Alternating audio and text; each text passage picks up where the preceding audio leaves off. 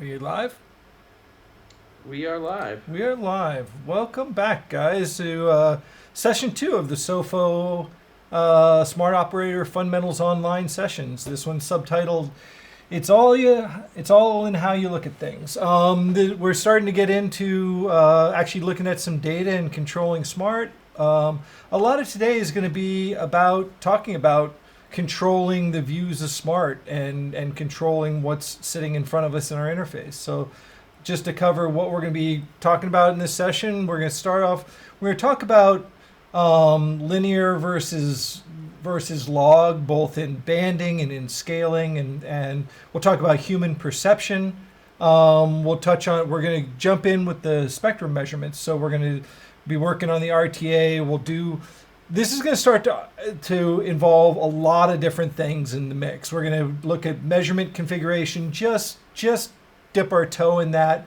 We're going to talk about banding and averaging and global versus granular controls. We'll touch on a bunch of stuff. We'll talk about the plots and views and tabs, and really taking control of what's in front of us and what data is sitting there and how it's laid out in front of us. Talking about plot controls, data controls, some of the guides that we have there for us. Views and moving data around and tabs and just general GUI control. We'll talk about intro to data capture, because as soon as we start working with data, we're going to capture some data, and we'll take a look at data capture. We'll open that door, and we'll get into options dialog, some of the basic configurations in Smart. One of the cool things about Smart, since this program's been at it since 1995, and version 7 and version 8, which is this code base. We are 12 years old today. Rational Acoustics is April 1st is our company birthday, so we are 12 years old. And in the time of developing Smart, we've had lots and lots of people helping us out with this development. And one of the great things about it is that when you power it up, the default settings are going to be something that you can just get up and run with. They're our best settings for the program. But we'll get into the option dialog box and doing a little look into configuring Smart, personalizing Smart. Again, for presenters here, and I'll bring in our DJ here, Michael, who is our master of ceremonies. I'm Jamie Anderson. I'm president and director of training here at Rational Acoustics.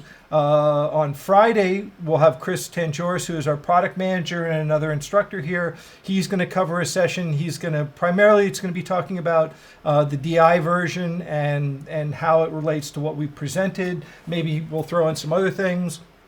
We've got Michael right here in the corner, and we've got Gavin Cannons online. We also have our support people online helping us out. Of course, I did that again because, sooner or later, I'm not going to have control of this, and somebody else is going to have control of this, so I won't be able to mess that up so regularly. We've got the whole Rational Acoustics support staff here. Remember, support@rationalacoustics.com. That's the go-to email address for getting in touch with us. I will say we are going to spend Saturday overhauling our setup in here. This whole thing right now is being done off of a pretty heroic MacBook Pro from 2012. I love it. It still has a stereo line input to it. But this guy, you'll notice that when I'm generating noise from Smart, it might make things a little iffy with the bandwidth there. Guys might have noticed some crackling. We're also going to make more use of the space that we have here. We have our friend. This is Joshua, who is in here with just getting his lava lamp going and telling me what time it is. But we're going to be using this space more for doing some live demonstrations as well. Michael, the little word about accessing the materials in the session. What is happening? You are muted. Is your microphone muted? I think I fixed it. Oh, that's Did I good. fix it? Yeah, you did. We're audio engineers here. We take this real seriously. If you can go to rationalacoustics.com/webinars with an S, and you can download Jamie's PowerPoints. You're going to be able to download Chris's PowerPoints for his session on Friday. You can view information about all the past webinars we've had. And of course, when you're on the Rational Acoustics website, you can also go and download the version 8 demo and see our store. So a lot of you have questions about where you can buy the software or who your local distributor is. All that information is through that link, rationalacoustics.com/webinars. Great. Okay, so what I'm going to do is I'm going to jump over into the computer here and we'll step forward now. We have a little bit of PowerPoint to go through, but a lot of today is going to be on the interface itself. I know you guys all want to get in there. I do want to be able to work this properly. One of the things that we kind of talked about in the last session, but this is where I want to kind of start, is about the FFT parameters. And basically what we're doing here with the FFT, we're capturing a chunk of data. You can see that 16K FFT, which it says down here, is a 341 millisecond chunk of wave. It's so Smaart. What Smaart is doing is it's looking at these different input devices and grabbing the signal coming in. It's grabbing that digital signal, and it's just grabbing a certain number of samples. We're taking that chunk. We're sending it off to the FFT. The FFT is returning us the complex spectra. And so what you see on the screen right here is just a bunch of FFTs of the same signal, but they're all run with different size time constants. So a very short time constant produces a coarser resolution, and as we go with a longer and longer time constant, we get a finer and finer frequency resolution. Again, just that same old math, frequency equals 1 over time, so frequency resolution equals 1 over the time constant we've chosen, and the time constant we're kind of choosing by how many samples, how big an FFT we're going to be running. One of the things we want to talk about here is about linear and log and the way that we're displaying things. In this case, those signals you just saw and the signals that you see here, you see the line right here is the raw FFT, whereas the darker brown area is actually the banded data. So the FFT itself produces its data with a linear distribution. The signal that you're looking at here in this data is pink noise. Pink noise sounds flat to us. It's equal energy per octave. So logarithmically, it's flat.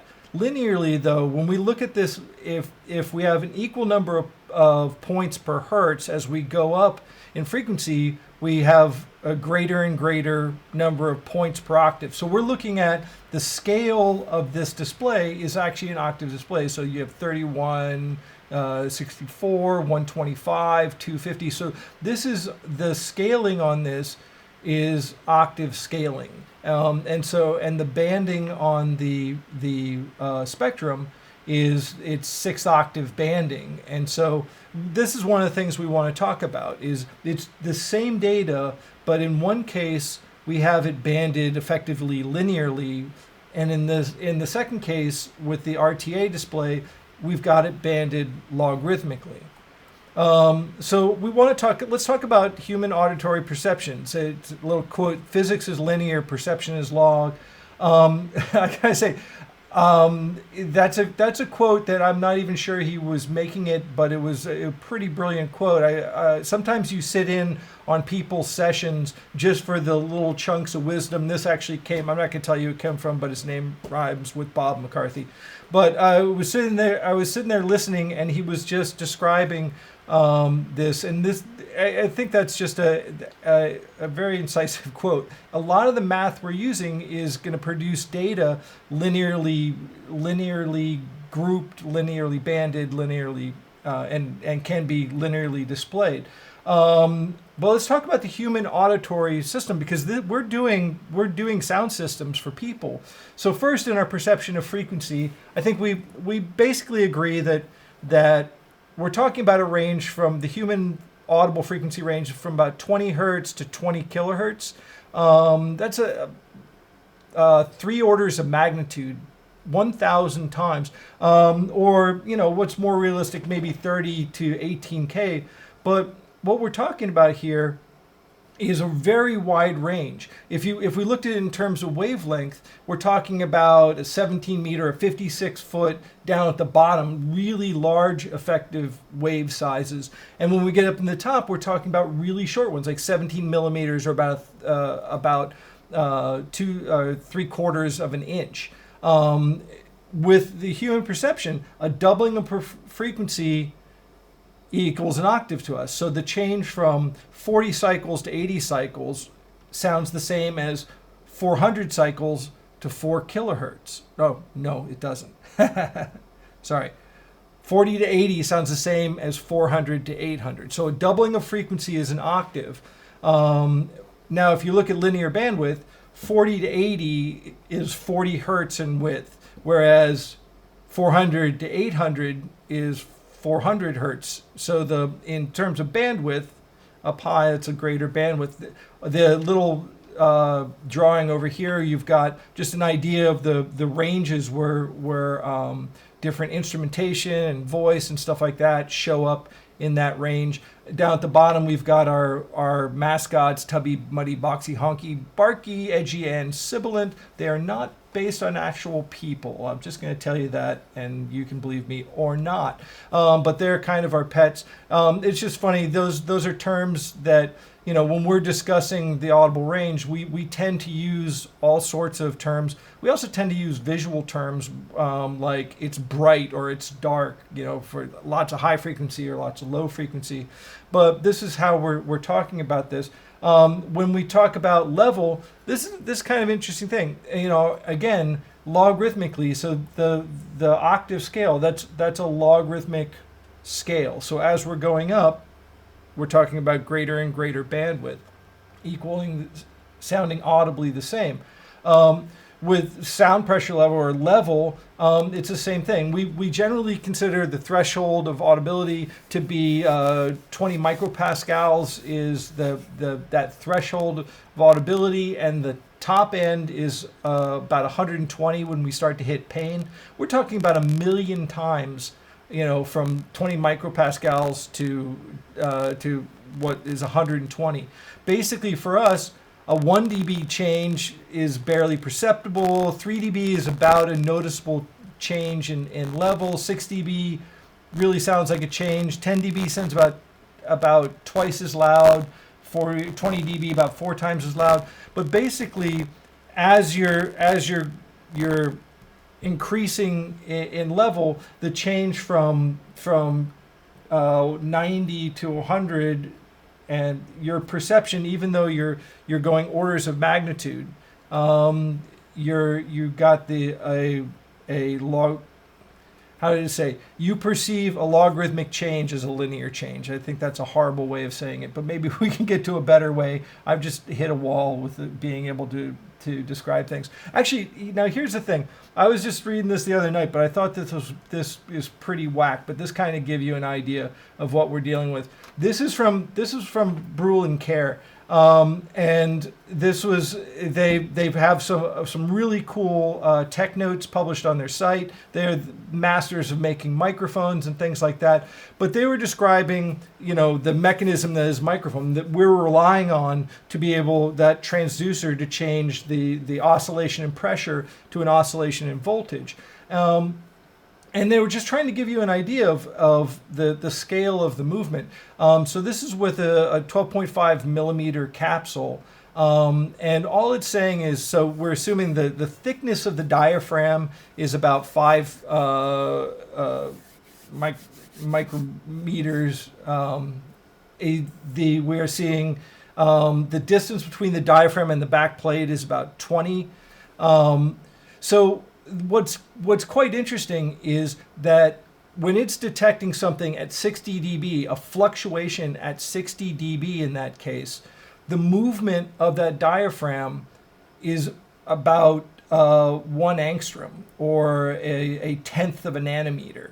And then at at 20 dB as an SPL level, we're talking about we're talking about something that's a 200th of an angstrom, which that's just a crazy. An angstrom is basically the width of a sulfur atom if you get its entire valence. Now, what they did is they blew it up. This just to give an idea of proportion. If you blew up the capsule size to the size of the Earth, right? And so if you did that, the diaphragm would actually be about 5 kilometers thick. The amount that the diaphragm is moving at 60 dB is about a decimeter. So it's about, 25 inches. 25 inch, yeah, a decimeter, no, 25 centimeter. About that much. I'm just totally flubbing my metric conversions. But this is the crazy thing. A decimeter is 4 inches. 4 inches. Thank you. A decimeter is 4 inches. The thing is at 20. So that is if the diaphragm was the size of the planet, then the 60 dB, the variation is that much. And if the diaphragm's the size of the planet, at 20 dB, it's moving a millimeter. So we're talking about from very small movements to very large movements. I thought that was kind of interesting. Is that's the logarithmic world. I mean, unfortunately, we're learning about logarithmic curves in our world. Probably not a good way to learn about them, but in this case, our hearing and our perception mechanisms are logarithmic. The whole point here is a lot of the data that we're starting with, though, is coming in linearly. When we calculate it, the raw data comes out linear. Okay, so here's a key point. This is something I stress in all classes, is the measurement that best correlates with our ears is the spectrum measurement. Okay, so our ears are the most important measurement instrument that we have. They're the easiest to use. They're the ones that are going to tell us about problems. They're the ones that we can get out there and we can walk and get them to wherever the sound is happening the quickest. You got to be able to work with your ears. And yet they're the least reliable. There are so many things that are going to affect your hearing mechanism, whether you're tired or you're stuffed up, or you've just been spending a long time listening to loud noises. The thing is that your ears are very subjective, whereas an analyzer is a very objective measurement tool. And so the thing is that back when I started getting involved with analyzers, I used to talk to people about hey, do you want to use this analyzer? And they say, I don't use analyzers, I use my ears. And that's kind of a stupid thing to say, because here's the thing. It's like somebody saying, I don't use hammers, I use nails, right? These are tools that need to work together. And what we're going to find as we learn about this tool is that different measurements are good for different things. Sometimes it's easier to work by measurement and more reliable and more repeatable and quicker to go by measurement. Sometimes you're going to find that just simple listening exercises are going to help you get the job done, but these need to be complementary. And so that's going to be very important, is the measurement that best correlates with our hearing mechanism, with our ears, is going to be the spectrum measurement. But we want to make sure that the data is displayed and banded, grouped, like our hearing mechanism. And here's a nice slide to kind of to talk about that. In the top window, what we're looking at here is we're looking at a linear frequency scale. So on a linear frequency scale, this is 20 to 20, but if it's linearly spaced, each one of these is a 1 kilohertz spacing. So from 10K to 20K takes up half the plot. Now, I don't know about you, but how much work do you do on a system from 10K to 20K? And if you do a lot of work up there, maybe you're doing it for dogs or something like that, but probably you might be concentrating in the wrong spot. Whereas everything to 1K shows up in this bottom 20th of the window. But you can see that the raw FFT, the spacing of the data points of those bins, is evenly spaced. So that's linear data on a linear scale. then what we did is we took it and we said, okay, but let's ban the data. So let's ban this data, but let's do fractional octave banding or logarithmic banding like our hearing mechanism does, our perceptual mechanism does. But we left it on a linear scale. The step below that, what we've done is instead, for the frequency scale, we've gone to a logarithmic scale. And so these are showing the actual lines on the plot are in third octave. The markers right here are octave markers right down here. But basically, we've got the same raw linear banded data, but we put it on a logarithmic scale. That starts to make more sense to us in the ranges. We start to be able to see muddy body, boxy, honky, sibilant, all those guys in this plot. Still, though, the last thing is that the energy is not grouped or banded the way our hearing mechanism does. So the last guy is that linear data banded logarithmically and displayed on a logarithmic plot. And that right there is going to be the measurement that corresponds with your listening mechanism. If you are a mix engineer or a studio engineer, or you're working with your ears, you're going to want to have Smaart being able to, you want to take the Q bus, the output of your console, and be able to send that to Smaart so that you can be looking at the spectrum at the same time that you're listening. It's going to empower your whole decision process because you can see what you're listening to. You can do what was that frequency, and you can go ahead and spot it there. So that's going to be very important to us, is the way that we look at the data.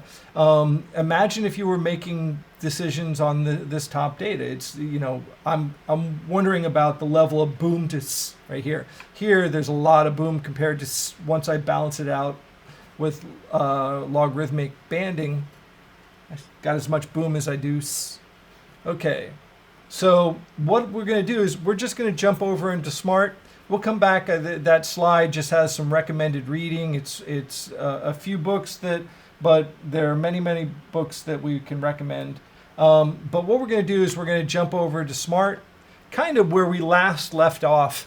Where we were was we had started up Smaart. We had started up our I/O device. In this case, we're using Dante Virtual Sound Cards still. We may switch over when we rebuild stuff this weekend. But right now we're going off of the Dante Virtual Sound Card. We are using input 1, which is the Vox mic. You can see it fluctuating when I'm talking. We've got mic 1, which is we're going to use for measurements later on. Probably won't play with him very much today. We have the DSP out. We have the generator direct and the mix out. And so we've got those signals. You can see we've got signals there. Now, one of the things that Smaart did for us is that when we chose to use those signals, Smaart went ahead and created some spectrum measurements for us. So what happened was that based on the names that we had put in there, Smaart created 5 spectrum measurements here: Vox mic, mic 1, gen direct, mix out. So those are the names that we had given it. Now, if I wanted to change the order of these guys, this is the place where you can move these measurements around if you want in the order, and you can see when I'm doing that, you can see it move up and down. We're going to be back in here. This is where you define your measurements. Each one of these measurements represents their own measurement engine, this spectrum measurement. So he's defined as this signal from that device. It's as simple as that, really. It's a spectrum measurement just grabs one signal, and then we're going to run FFTs to get the spectral data on that input. So it's created 5 measurements for me. So they're over on the left-hand side in the measurement config window. What we see is our tabs and the measurements that are contained in the tabs. Our measurement setup is going to be organized by tabs, just like a browser's browser window is organized into tabs. We're gonna organize our measurement setup and our GUI and our screens by tabs. Some people use them a lot. Some people don't use them so much. It's really going to be up to you how you're going to use this tool. But there always has to be at least one tab. So if I come in here and I select this tab and I come down here and hit delete, I'm not going to do that. But if I hit delete, this tab would go away and default tab would show back up, because Smaart needs to have at least one tab per window. We can do multiple windows. We're probably not going to go there in this series of courses. But so what we're doing here is I've got one tab, default tab. He's got all of my signals coming in. So the next thing, we'll come back here a little bit later and we can create some more measurements. So what I'm going to do here is I'm just going to go ahead and hit OK. And so now I'm at my interface. So on the interface... Can I jump in real quick? There's a great question. Oh, sure.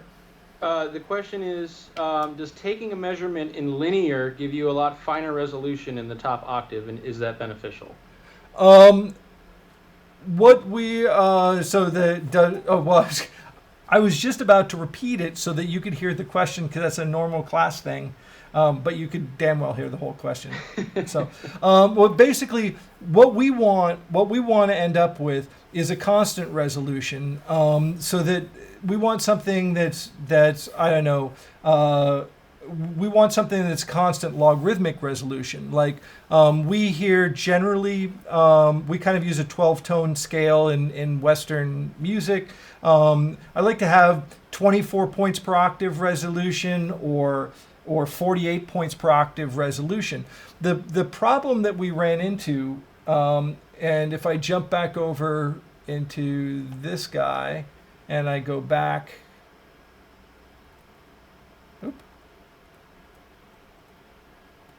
with these guys down here, with our linear resolution, this is something we're going to encounter as we deal with taking our linear data, is that this measurement right here, the very small time constant, the time constant of 3 milliseconds, let's say, gives us 375 hertz resolution, which up in the very top octave, 10K to 20K, that gives me pretty decent resolution up there. The problem is that since it's 375 hertz resolution, by the time I get down to 375 hertz, that one data point represents all the energy down here. So if I hit any keys on a piano keyboard, middle C and below, it's all going to be in that one bin. So if I want to be able to tell the difference between the frequency content, I want to know what energy is in my signal was at 50 hertz versus energy that was 60 hertz. I'm going to have enough resolution so I can tell the difference. I can differentiate between energy at different frequencies.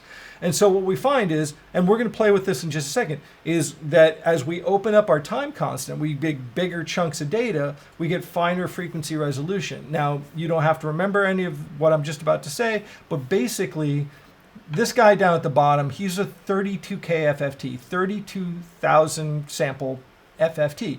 He's going to produce 16,000 complex data points linearly spaced every 1.5 hertz. That means that since they're linearly spaced, from 10K to 20K, half of the data points are in that 10K to 20K space, which means that what I have is 8,000 data points from 10K to 20K. I don't think I need 8,000th of an octave resolution up there.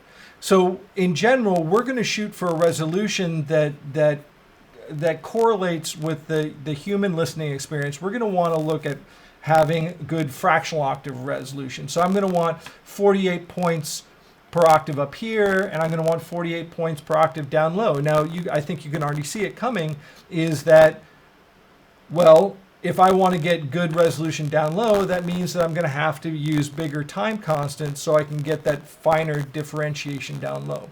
We'll get into that in just a second, and so we'll get back over there. So bear with me. Okay, so well, let's do it right away since we went there, and then we'll get back to some stuff. On the interface, we've got the data area on the left-hand side, the control area over here. In the control area, we've got a top window. Now, the top window up here right now I have it set to being a clock. The hotkey for changing it from a clock to the broadband or the SPL meter, if we calibrate it for SPL, is K. That is, and so we're just going to we'll just go with right now the clock. Joshua's got a clock on me as well. So let's proceed. Now, there are a lot of stuff in the interface that if I've got many measurements here, each one of these little colored icons is actually an engine control. And so you can see an engine control for Vox mic right down here. We've got some measurement parameters. We're going to play with those. Here we have the ability to select between tabs. I can also do that by selecting tabs up on the top. But I'm going to go ahead and I'm going to turn this guy on. And here is my microphone that you guys are listening to right now. And so I'm sitting here talking. Now the actual data is that's the raw FFT data. So right now we're being displayed down here. I'm gonna end up touching on a lot of things here. The thing is that it's going to be a little scattershot. What is really good is we have a bunch of videos that kind of break this down just by function. So those are the ones that Michael had done. We'll talk about them at the end of the show as well, just to point them out. But right here for my display, I can control how I'm displaying this data. That's a very powerful thing. I can do things like I am right-clicking and dragging. I can zoom in that data. So keep in mind, this is all the same data. I'm just zooming in here. With the zooming in, I can go side to side on my frequency scale, or I can hit up and down on the level. So I'm paging up and paging down.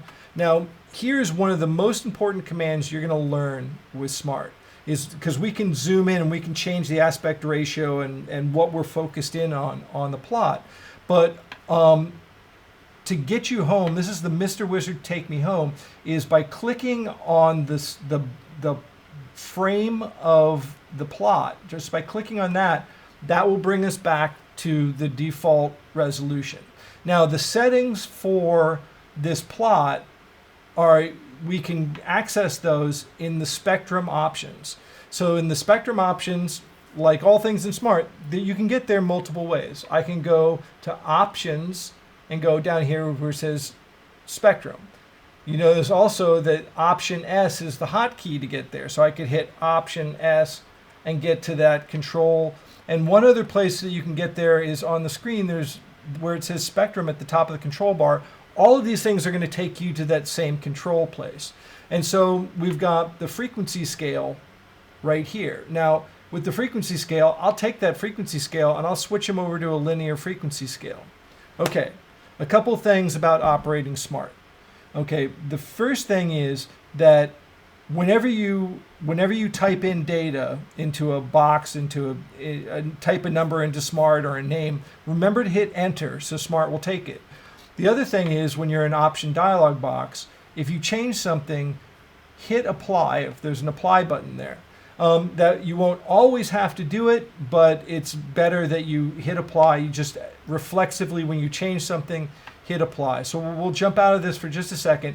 So now we're looking at a linear scale. So you can see down at the bottom, we've got a linear scale here. Now you notice when I do something semi-harmonic, I have no guarantees. And I will zoom in down low. I zoomed in too much. I just did Mr. Wizard Take Me Home. There we go. So I've zoomed in down lower. If I go you can see the peaks of the spectrum. They're evenly spaced because they're harmonically related. I'm going to zoom back out. And so you notice with the data, as I zoom in on the data points end up being evenly spaced out, linearly speaking. All right, that's kind of crazy looking. But so this is a linear scale here. That's probably not what I want to be looking at. So I'm going to go back into spectrum options. I'm going to say, you know what? I want to go a logarithmic scale. Now we have a couple different options. If you want to look like a scientist, you can hit the decade.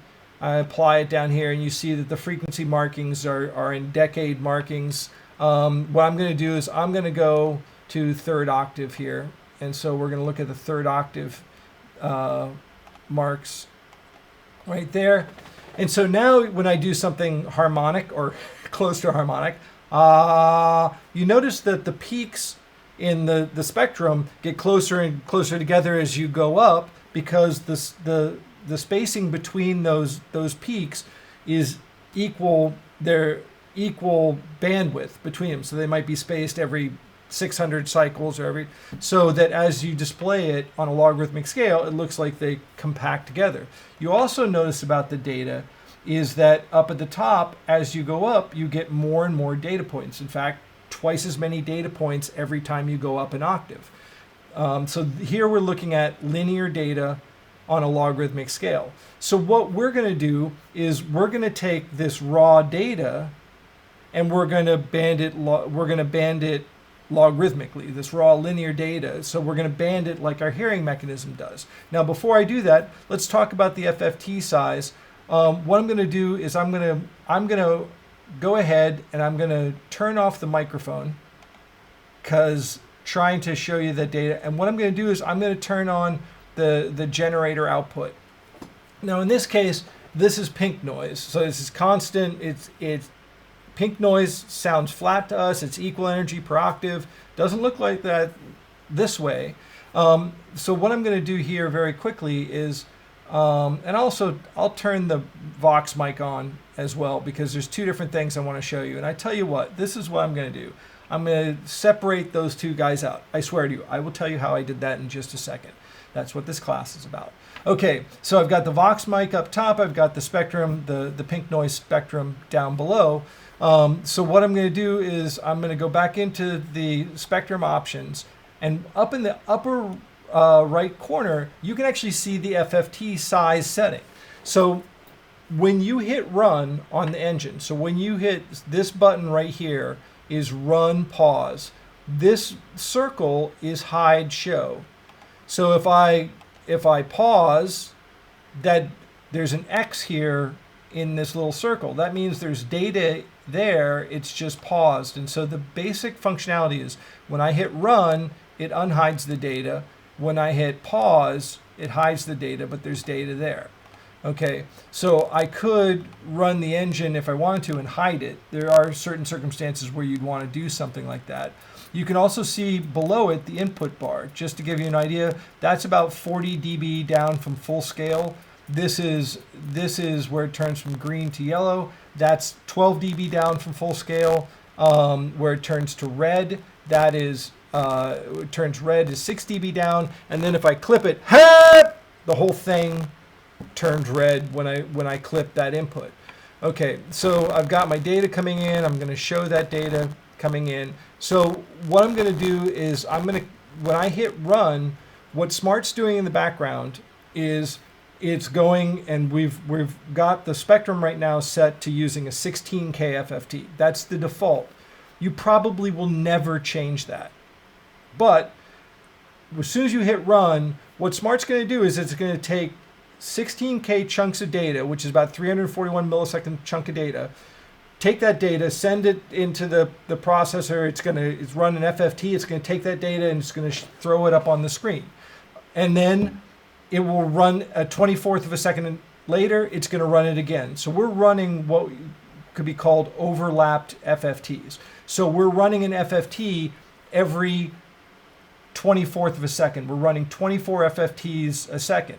With each one representing a third of a second, there's some overlap to the data each time. But what we're getting from overlapping our FFTs is a much better flow to our data. So we're not missing anything in our data set.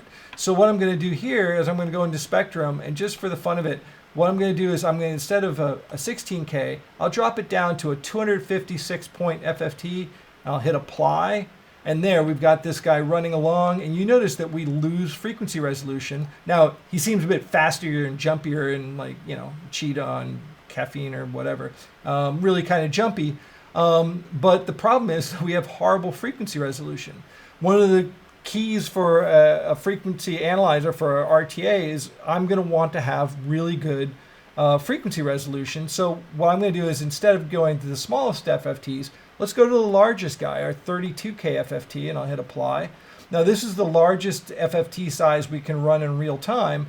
Now the thing is though that yeah, it gives me really better resolution down low. And there are, if you're doing low frequency experiments, or you're really concentrating on stuff down at the bottom and even below that. So I'm going to click in the window. So I'm telling Smaart that I'm talking to that window, and as I go down, I can use the side arrows to scroll up and down the frequency range. And you can see that we've got data down here. If I wanted more resolution there, I could increase the size of the window. There's another trick which you can drop the sample rate. Those are two different ways to increase the time constant. So if I increase the size of the time constant, I increase the frequency resolution, the frequency spacing. So I'm going to zoom back out to the normal. You notice I clicked on the frame of the plot. We zoom back out. Now the thing is about the 32K FFT, it's a little kind of slow. It's not a matter of the computer not being able to crush the data. It's just that we're running now with chunks of data that are 2/3 of a second, and so you get, and it's not as reactive. And so over the course of the last 20 years, pretty much our entire user group has settled on using a 16K FFT, which is the best sort of trade-off between frequency resolution and responsiveness. So it's much more reactive. And so then the next thing that we're going to do is we're going to take that 16K FFT and we're going to go to our banding here, and we're going to apply banding. So we can go 48th octave banding. I'll zoom the logo. So you notice that as soon as we banded the pink noise, it looks flat. It looks like it sounds. And so we've got 48th octave resolution. I'll let you in on a little bit of an Easter egg. We don't try and hide it, but controlling Smaart is all about focus, right? You have to be thinking, when you send a command into Smaart, you have to be thinking, who am I talking to? Am I sending a command into the plot? Is it a measurement engine? Which plot am I talking to? The upper plot or the lower plot? And so what I'm going to do is I want to change the banding. I come here, I go from 48th octave to 24th octave banding. Now, as far as Smaart's concerned, the last thing I talked to was that banding. So this is that little Easter egg, is I'm using the up and down arrows. I can step through all the selections in that drop-down menu. Now, as soon as I click in the window, the plot window, when I hit up and down, I'm moving the plot up and down. I'm paging up and down, so you can see the y-axis on the side. You can see I'm moving up and down. I'll go ahead and hit the side of the plot, bring us back. So what we've got here is for the banding, I was just happening to use that to step through. There's 12th octave banding. Now, an interesting thing, if you look at the pink noise, as I increase the banding, or I go from 6th octave to 3rd octave, you notice that the overall level goes up, because what banding is aggregating or adding energy together. So as I bring more bands together, they add up to more energy. So this is 3rd octave. This is Play School's My First RTA, right? And then this guy right here, the no banding. Now, I don't like to use the no banding just because it makes things no longer look like they sound. And one of the most important functions of the RTA is to show you what something sounds like. So you're going to want to generally run with a fractional octave. And I tend to run with the highest. I tend to run with it in 48th octave. Now you notice way down at the bottom, see how it looks like people kind of fighting underneath a blanket? I mean, you got these wider bumps. We're sort of running out of resolution down there.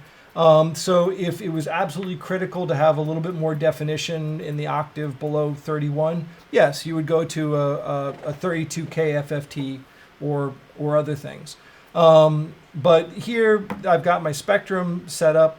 So that's sort of the banding. Now, here's an interesting view. What I'm going to do here is a view that we were using to check the banding algorithm. Right down here in the middle, it says RTA display settings. And so we can show this as bars, we can show this as lines. So I hit apply and so there I'm showing the spectrum as a line. A lot of times what people do is people go to the no banding because the no banding uses the line view of the plot. And so when you've got two spectrums on the plot at the same time, they like to go to the no banding or because you can see both traces at the same time. But what I would say is, if you want a line view of the plot, I would go to the banding that I want, but go to a line view of the spectrum, right there. Now we have one other setting here, and that setting is in the spectrum control is to show both. Now this was something that we had done early on just to check the banding, but place where this shows it really well is in octave banding. And so what we're seeing here is that the raw data and then the effect of banding. And you can see with the pink noise, you can see that up high, we've got the same amount of energy in each octave. It's just split amongst more and more data points, more and more bins. So the banding algorithm is there to get the audible, the tonal response there, basically. Here's the thing, that it is dirt simple to get to build a spectrum analyzer. It's basically like 6 lines of code. Now I'm hyper simplifying this, and I know our programmers, if they're listening, are pissed off at me already. But it's basically a weekend project for a first-year engineering student, because the FFTs are built into our operating system. So literally, it's acquire a buffer of data, send it off, get the FFT to run, bring it back, graph it. The harder part is then taking that linear data and translate it accurately into octave, third octave, sixth octave banded data. Now, I said a couple of classes ago, maybe last class, it's a great thing that we have RTAs available on our cell phones. It's a great thing. So if we're just looking for frequency accuracy, the raw FFT is going to be accurate. The thing is, if we want to know the actual tonal balance of the signal, you're going to want something that accurately bands the data. So I'm going to go ahead and I'm going to back out of that control. So I'm just going to go back to bars. I like saying that, going back to bars. We would all like to go back to bars at this point.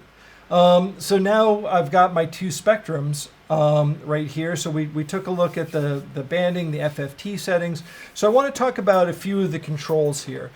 With the plot, we can of course change the aspect ratio of the plot. I could use the minus and plus keys to compact the vertical scale. I'll actually do it. I'll do it in the top window. I'll click on the top window and I'm hitting minus and I'm just smushing down the vertical scale, or I could greatly expand it with plus.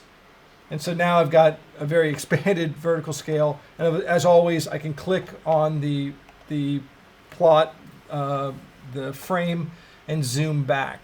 I can also, with the data, I can click on the data and actually drag the data up and down in the plot. So what you're going to notice in the plot, there's a couple controls that are sitting in the plot. In the upper left-hand corner, you've got the control that just tells us what type of data plot this is. We're just right now today, we're just working in RTA plots, so that's right up here. On this guy over here, this is the plot legend. And what you're going to see at the name at the top of the screen is going to be whatever trace is on top in that plot, whether it's stored data or whether it's live data. And below it, if there is a dB offset, you'll see that dB offset too. And so this is a very important function when we start to compare data to each other, is the ability to drag them up and down relative to each other in the plot so that we can visibly compare the data. So one of the things that you can see is that if I drag the data, the dB offset up or down, I can see that offset's been applied. If we were using weighting, which we probably are not going to cover in this course, I would see that a weighting curve had been applied. Now, what's interesting is when I open up the plot window, I can see the name of this guy and I can see his dB offset. So in here, I could hit reset that dB offset right there. I can also, and this is one of the hotkeys you probably need to learn, is the Y key. The Y key is the hotkey that dumps the trace offset. So that as we're moving stuff around, so what I'm going to do here is I'm going to go back to our standard spectrum view. Talk about views in just a second. But what we have is one plot on the screen.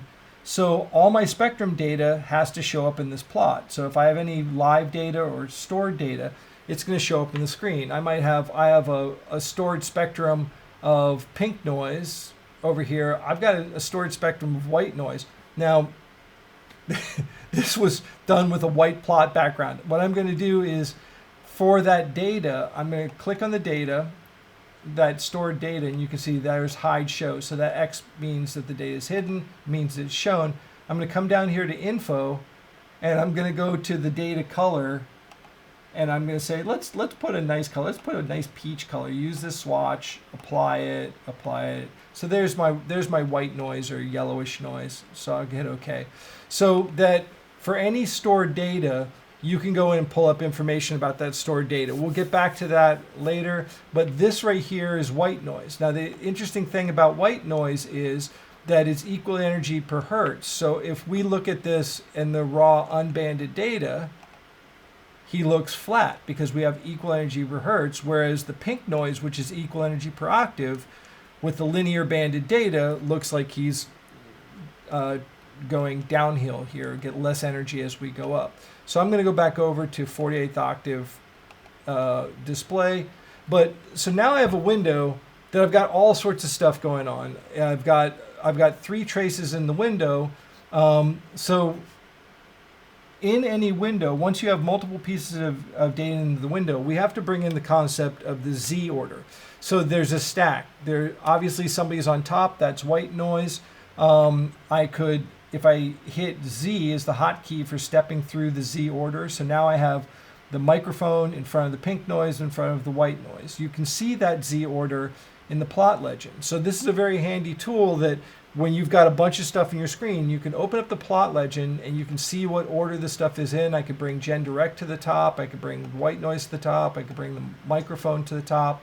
And so by clicking on it, you can bring that to the top of the order, and I can reset the Y offsets if I want to.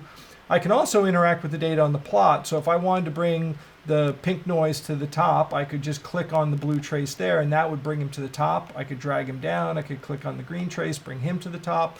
So it's just controlling what data, again, is sitting on top. What I'm going to do is I want to get rid of that white noise trace. So I'm going to go ahead and just click on his icon here, and that will hide him. He's back over in the data plot over here.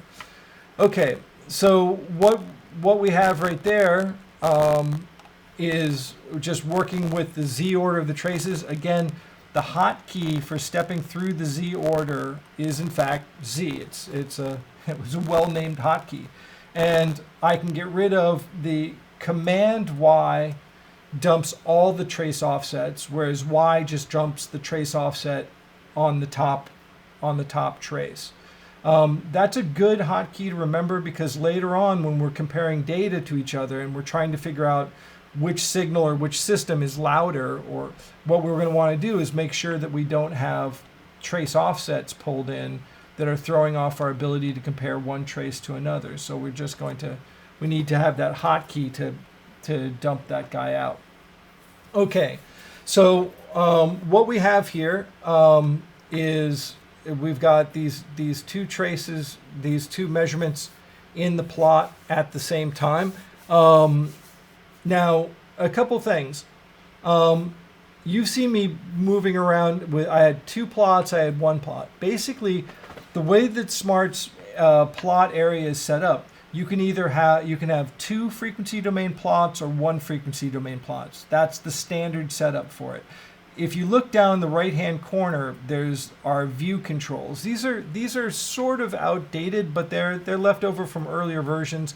But you can see that there's a button that has 1 plot and 2 plots. If I hit 2 plots, So Smart is just trying to be helpful. So when I hit 2 plots, Smart says, oh, you've got an RTA plot. So I gave you a spectrograph down here because you don't have one of those out yet. Well, what I want is actually an RTA plot down here. So if I hit this button right here that says spectrum, that's our default spectrum view. If I hit that, I get 1 plot RTA. If I hit transfer, it gives me 3 plots. It gives me live IR, phase, and magnitude. But basically when I hit spectrum, that brings me up to just the 1 plot RTA. But what I want to have is 2 plots, but I want RTA plot over an RTA plot. Now the way that you saw me switching between views here, and that's what it is we call it views. You can see it in the view menu. So if I open up the view menu, you'll see about 3 points down here, you see view presets.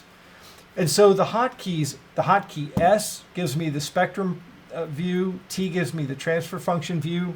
Then the hotkeys 1, I've actually done some ones here, but 1, 2, 3, 4, 5, 6. These are preset views. So what I was hitting is the number 3 key brought up the RTA view, the RTA plot over an RTA plot, whereas the number 1 key would bring me to a spectrograph plot. So I was hitting the number 3 view. Now there's one other piece of information here though that you need, because normally what's going to happen is you're going to have both traces initially. When you go to 2 RTA plots, all your traces are going to be in the top plot, in the number 1 plot. So Smart needs to know, when you have 2 plots of the same type, Smart needs to know what plot your data lives in. This is true with stored data as it is with, I'm hitting Z to step through the data here, so I'll bring him to the top and him to the top. But let's say that I want this trace right here, I want him to be in the lower plot. Well, what I'm going to do, the hotkey for that is M. M is in move. I could also go to here in the plot legend. I could bring him to the top and hit move here. Now, what the M hotkey is going to do is going to take the top trace in the plot with focus. Remember, I said it was all about focus. So in this case, I've got 2 plots here. The plot that has focus is the plot with the border here that is the same color as the control bar and the data bar, right? So if I click in the bottom window has focus. If I click in the top window has focus. So what I'm going to do is I'm going to go ahead and hide this data down below. I'm just going to go back in the data bar and click on its icon there. That'll get rid of them. Let's say I want the pink noise signal to be down in the bottom. Well, if I hit M right now, the plot with focus is the lower plot. I want the top plot to have focus, and I want the blue trace to be the top plot. Well, so here's a good way to operate Smart. The same is going to be true for when we're storing data. When we capture data and I hit the capture command, what's going to be captured is to be the top active trace in the plot with focus. Well, the plot with focus right now is the bottom plot. If I'm in the top plot, the top trace in the top plot is the Vox mic. So let's say that I want to move the blue trace down. Just click on it, right? Force that to be the plot and the data with focus, and then I hit M and I move him down. If I want to capture data, let's say I want to capture that spectrum, what I can do is I can click on that data, that forced focus, and then I could hit capture. Now, there's a couple different places where we can capture data. I can, at the bottom of the data bar, there's a button that says capture. In the command bar down here, there is a button that is set for capture. So we've got 2 different buttons to do it, and nobody's ever going to use those because one of the first hotkeys that everyone learns is the space bar. So when I hit the space bar, it captures the data. Now what I'm going to do is I'm going to hit cancel, and I'm going to answer a question really quickly that a bunch of you guys just had.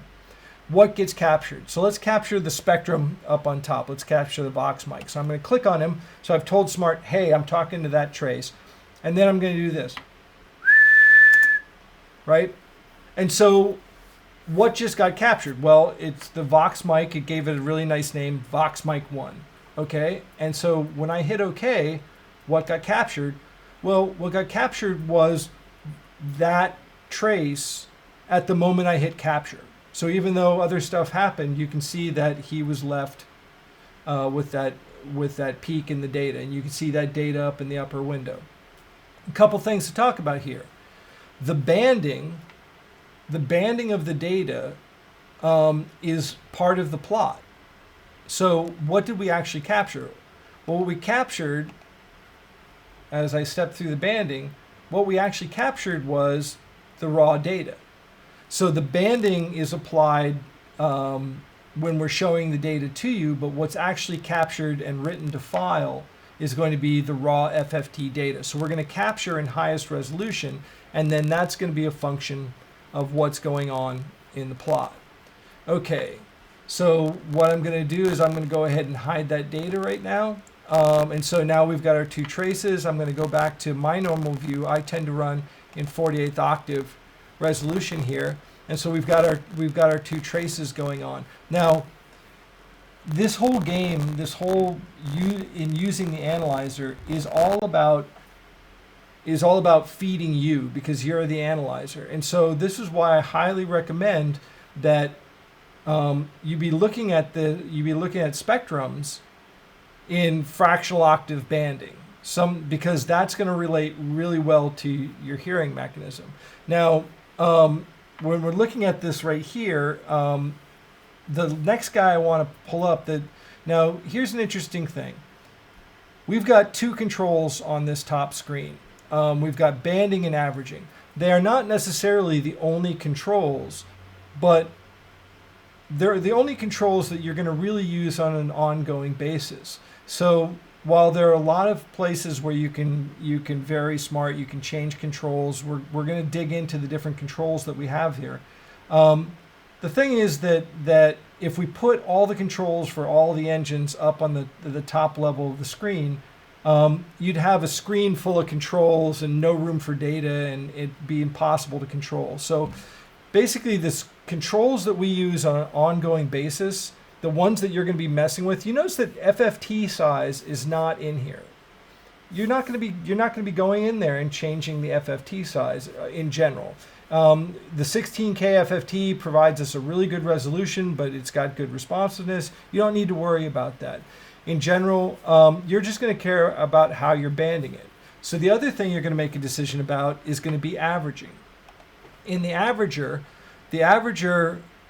first off, so the reason why we average data is we want to look at what's consistent in the data, right? So that's just a basic mathematical measurement concept, is as we start to take multiple measurements of the same thing, what we're going to start to see when we average that data together is whatever's consistent between those measurements. So what we're going to be looking at is the average spectrum of the signal. So if I'm in here and I increase my averaging, I'm going to see more of the average spectra showing up in the microphone or down on the plot below.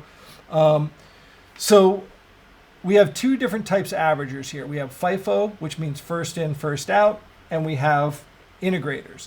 They're set up, though, that imagine none is no averaging, and then as you increase down this list, you're just saying more and more averaging. The way that we achieve the initial averaging is done with first in, first out buffers. So it remembers the last 2, 4, 8, or 16 measurements. So I'll just do a 16 FIFO.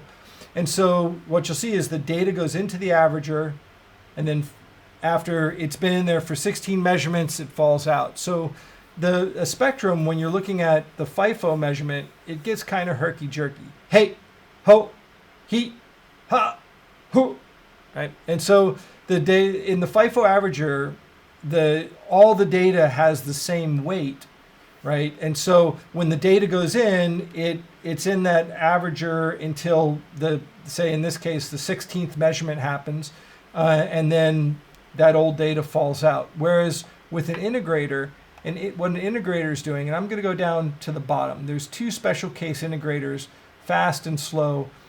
Fast integrator is set to match the integration, the fast and slow, the slow integration on a SPL meter. This is about an eighth of a second. This is about a full second. So if I go to the fast integrator, hey ho, in the case of the integrator, the newer data has more weight than the older data. So it has a ballistics, it has some decay to it. So I go, hey, ho, he.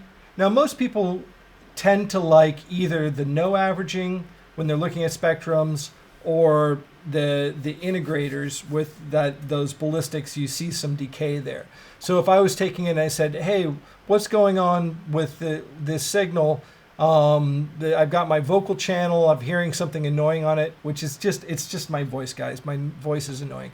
Okay, so I'm sitting here and I'm talking, I'm saying really erudite things, and it's really intelligent, and I'm talking and I'm saying things, and you're figuring out what's being said and all that, and so I'm talking and I'm talking. And so you start to see in my voice, the fundamentals of my voice are down, as we saw in that slide. They're down about 160 to about 180. You notice where the cursor is, it's giving me an idea of what the frequency is and the level is. And so as I'm sitting here talking, you can see that the fundamental, then the harmonics of my voice, the formants, this is the tonality of my voice, and then maybe you were hearing something, some sibilant, something weird happening, maybe it's that peak or that peak, but this is giving you an average of the spectra of my voice. Obviously, this is not my voice, this is just noise in our room here, but my voice is definitely this up here. You notice with the pink noise, at any one moment it's not flat, but over a given period of time, pink noise is going to be spectrally flat if you average it over a period of time, and it's doing its job right there. So I'm going to go back to none, and we see the instantaneous spectra, and so I'm looking at these guys. So what I want to finish here with this session and get to questions, and we can go for a while with questions today, because I'm sure there's lots of them, and I'm not used to necessarily presenting this data in this format, so I skipped over some stuff. So what I'll do after this is, for the next session, I'll make sure I come back and do some cleanup on this as well. But we're just trying to touch on the basic functionality. But what I want to do here is I want to use the Smaart I've got a question. I have an analyzer. Analyzers are my way of asking a question. So the question I'm going to ask is, well, what's the difference between the averaging? Like, which averaging do I like? Which one do I want to use? And so I'm going to set up Smaart to be able to answer that question. I'm going to use some basic functions in Smaart. So what I'm going to do here is I'm going to go back to I'm not even going to go back to a different view. To do this, I'm going to set up a different tab. So I'm going to set up a different tab, and I'm going to put some measurements in it. And so what I'm going to do is I'm going to jump into my measurement config. Now to get to the measurement config, I can go to config, measurement config. I can go to option G. The reason why it's G is because it used to be a control name called group if you were with us in version 7. But you can also go here to the hammer and wrench symbol. And now we know the wrench is Liz. Excellent job. So if I click on this will bring me to the same screen, which is the control window. And I saw that spinning wheel and said, yep, this is when I crashed the program while we're doing the filming, but we didn't. Okay, so I'm going to come down here and I'm going to say, first off, I want a new tab. This new tab is going to be called the Averager tab. So you notice that up on the screen, another tab has shown up. Now this tab doesn't have any measurements in it. So I'm going to come down here and I'm going to say, I want a new spectrum measurement. The new spectrum measurement, I'm going to call this guy none. So any of you guys that have been in my class know exactly where this is going. So the name is none. It's going to be the vocal mic off the Dante. So I just need to choose a signal to feed it. It's going to be the Vox mic off the Dante virtual sound card. So you can see that measurement. none. It's the Vox mic off the Dante virtual sound card. So I'm going to create another measurement. And I'm going to call this guy fast. And he's going to be, well, the same signal off the same input. Wow, that's interesting. It's the same signal of the, so then the next guy I'm going to create a new spectrum measurement, and I'm going to call this guy FIFO. And with FIFO, he's going to be the same signal off the same device. Wow, I'm creating a whole bunch of measurements that are basically the same thing, just different colors. And then I'll create one more new guy, and I'm going to call him 2 seconds. 2 sec, and he's going to be the same signal off the same. So you're asking, what's up here? What you've just created 4 measurements, but they're all using the same signal coming in. And so that's right, because I want to compare. I'm going to use the same signal, but what I am going to do is that I'm going to go into each measurement.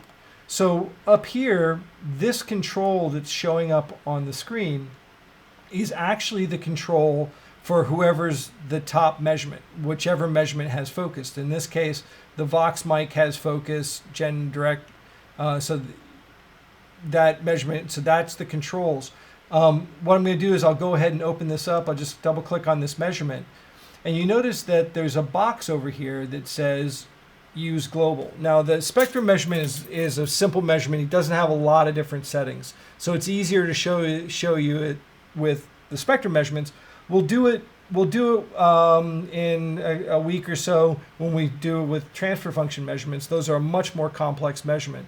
But let's just be simple here. So I'm going to go to averaging. And if I have him use global, the basic idea is that all these measurements, because they're using global by default, when I change the control for one, I'm changing it for everyone. And that's pretty much what you're going to be wanting doing is if I'm comparing measurements to each other, you kind of want to keep the measurement parameters the same. But in this case, not as much, because the question I'm asking is, what's the difference between the averaging? So what I'm going to do is I'm going to say, don't use global. I'm going to set U to none. Then I'll go to the next measurement and I'm going to say, don't use global. I want U's to be set to fast. And the next guy I'm going to go to, and so that's FIFO, and I say, don't use global, use 16 FIFO. And the last guy I'm going to say, don't use global, use 4 seconds.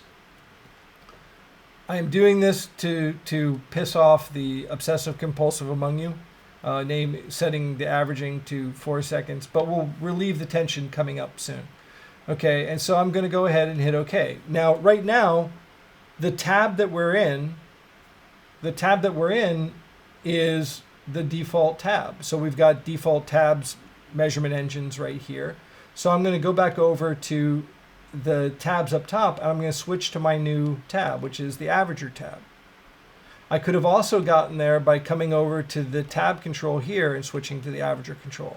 So here are my 4 measurement engines. And so what I'm going to do here is I'll turn on none. So there's my none measurement. Then I'll turn on fast. Now you notice that the averaging control now says fast because that's what this measurement is set to. So I'm going to drag this measurement up about 15 dB on the front. So I clicked on the data and I dragged them up on the screen. You can see that dB offset. Then I'll turn on the FIFO measurement. I'll take him, I'll drag him up. Let's do 30, and I'll turn on 2 seconds, and I'll take 2 seconds and I'll drag him up to 45. Just get this guy all set right here. Okay, and then the last thing, I've got these measurements stacked sort of in the wrong order where he's on top. So if I want FIFO on top of him, and then fast on top of him, and then none on top of him. Now here with the I just clicked on the 2 seconds. You notice that his averaging is set to 4 seconds. This control is the control for whoever's the top measurement. So if I switched him to 2 seconds, I could go and look at the measurement engine's settings. So to go to look at the settings for a given engine, I could go to the measurement config window, and we'll go find this, and we'll double click on him, and we can get to his settings. The shorter distance between 2 points here, though, is just to double click on the engine itself. It'll bring me right to those settings. And you notice that by changing the averaging setting on the top of the GUI, it changed it in the engine. So basically, what's showing up here is just the control for whoever is the top measurement. And so now we're looking at all these engines, hey ho. And so if the question I was asking was, and I can compact this down a little bit on the vertical scale, hey ho ho, what I'm seeing is the difference between the same signal averaged different ways. So I was just using Smaart to see the difference between them. So I was using Smaart's ability to use multiple engines.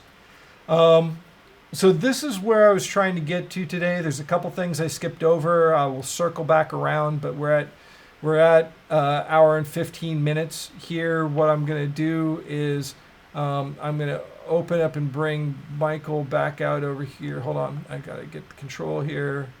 So hey, Michael.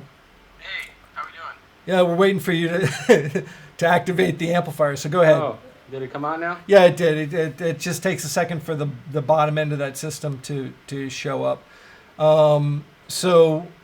Before we dive into saying goodbye here, I'm sure I did a horrific job here because I felt like I was rushing and storming through it. So what do we got for questions besides?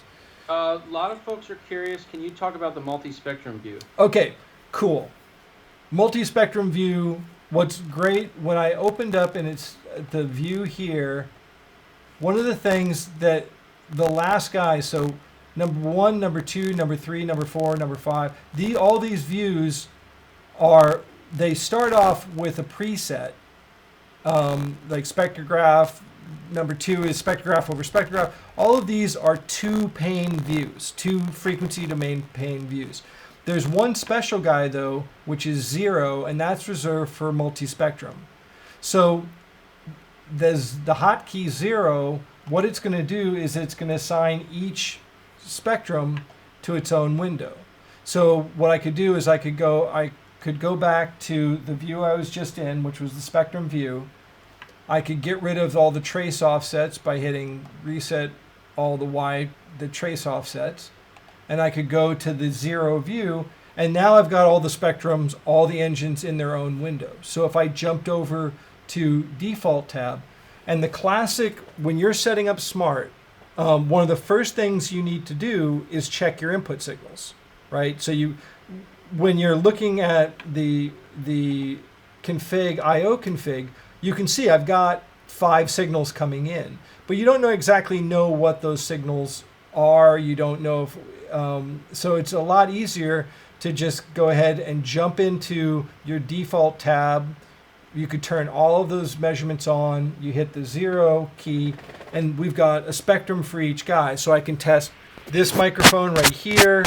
I could turn off the output here. I could turn down the output of the console there. I could go over and scratch the measurement microphone and just check that your signals are what you thought they were. It's one of the first things you have to guarantee when you're using the measurement system is to guarantee that you have the right signals. If you get into using multiple mics, and I seriously encourage it, but one of the first things you need to do before you start trying to take measurements is to verify your system patch. So that, again, that view is the 0 view.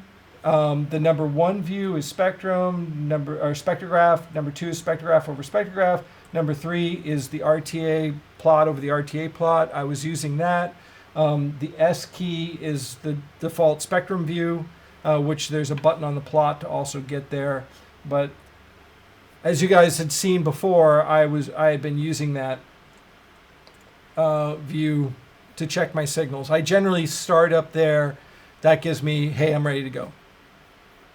Okay, and you can also the other views, the 1 through 9 views, you can create your own views. So let's say what I wanted to do was I wanted this view, but actually I want a view that is spectrograph over phase. And I don't know why I would be using spectrograph data over phase data, but I could say, hey, I use this all the time. I could say view preset, and I could say capture this view preset, and I'll put this into view preset number 8.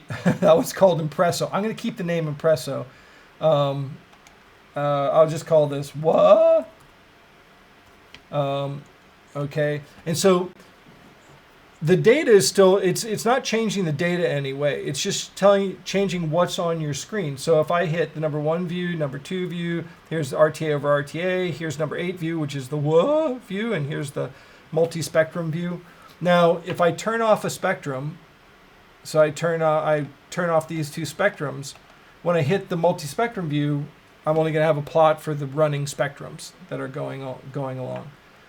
So when I turn these 2 guys on, I have to go ahead and hit the multi-spectrum view again to get a plot for everybody in there. So does that cover that? I think so, and I just want to reiterate for a couple of folks that were asking questions back when we were talking about linear versus logarithmic and the different banding choices. Those are, they change the way we display the data, but they don't change the actual raw measurement data. Right. So you can actually go back and change those afterwards and look at the data a bunch of different ways, but you're not changing how we're capturing or storing it. The only place that the banding will have an impact on the data is that there's functionality built into the Smaart. The best thing you can do is you can just go read in the user guide or in the help files. There's a menu right here in the data menu that's you can see up where next to where it says spectrum here, and there is import and exporting, particularly exporting ASCII versions of the data. When you export ASCII, then it will export it in the banding that's on the screen. The second question is, we can only have one banding globally. We can't have different banding by plot or by trace. That's just rooted back to some decisions that were made 12 years ago. But right now there is only one global banding on the plot. And like I said, as soon as you get into exporting the data as ASCII text, it will matter what you have the banding here. Otherwise, yes, when you capture data, what you're actually capturing it is in the high resolution, the raw FFT data. I think that's pretty much it. I definitely want to remind folks they can go to rationalacoustics.com/webinars and they can download the slideshow that you just saw, and there are also links there to download the demo, to read our user manual, and to get all sorts of information that you might be looking for. And if there's something that comes up, we do have a place for them to send questions about what they might want covered coming up. I mean, I'm gonna try and progress through and hit everything, but it's always good to know what you want covered. Keep in mind, this is progressing along the standard roadmap format that we use for our fundamentals class. So yes, we're going to cover transfer function, but that happens later. And so there's a bunch more functionality. This is why I call this, generally in class, I call this the boring end of the class, because you probably are not coming here to learn, to run an RTA or a spectrum analyzer. But one of the things we do need to learn is how to get control of the Smaart interface, which I gave you a bit of a taste of. One of the things that whole focus thing, you can see which plot has focus. One of the first versions of Smaart came out in 1995. Sam Burkow had done it, and JBL then distributed it as Smaart 1 and Smaart 2 before EAW bought SIA software, and that's where I joined the whole party barge. But basically, Sam took the copy of Smaart and he took it over to a friend and said, "Hey, play with this. This is kind of cool." And his friend said, "This is great, but I can't use it." And why can't you? He said, "I'm colorblind." And so the very first thing that happened was he built in an option to be able to change the colors, so that Smart has always been rooted in the ability for you to manipulate the interface, to change the colors. Like with, in this case, when I'm setting in a command, or if I hit capture right now, it would capture one trace. What would it capture? Well, it would capture this right here, which is mic 1 plot. It would capture that data because that plot has focus. Now we are, for some people, maybe our highlighting might be a little subtle for you. One of the things that we have built into Smart, and we actually had a little competition going, which we might stoke up.